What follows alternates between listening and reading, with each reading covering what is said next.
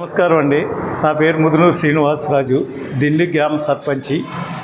నేను ఇంతకు ముందు చిన్న చిన్న క్యారెక్టర్లో గౌతమిపుత్ర చేతకారిణి, వీరసింహారెడ్డి, అందులో పులిచెర్ల సర్పంచ్గా, తర్వాత మన కట్టా సుబ్బారావు గారి అబ్బాయి ఈయన సాయి శ్రీకిరణ్ గారు, మన గుబ్బల రవికిరణ్, ఈయన హీరోగా, ప్రొడ్యూసర్గా ఎంతో ధైర్య సాహసాలతో చిన్న కుటుంబంలో పుట్టి ఒక చిన్న వ్యాపారం చేస్తూ ఆ వ్యాపారాన్ని సక్సెస్తో సినిమా తీసి ఆ సినిమా రంగానికి సంబంధించిన ఈ గ్రామాలని సంబంధం లేకుండా ఈ కోనసీమ జిల్లాలో చిన్న చిన్న యాక్టర్స్ని అందరినీ తీసుకొచ్చి స్క్రీన్ మీద చూపిస్తూ ఈ సినిమాకి సంబంధించిన విషయం, ఈ జిల్లాలో జరుగుతున్న గంజాయి ఈ 5 సంవత్సరాల నుంచి దారుణంగా పెరిగిపోయి సహించలేక ఆ గంజాయి ముఠాని ఎలా అరికట్టాలో, ఒక పోలీస్ డిపార్ట్మెంటు ఎలా ఉండాలో దాని ద్వారా నిజస్వరూపాన్ని బయటపెట్టు దీన్ని అద్భుతంగా తీసి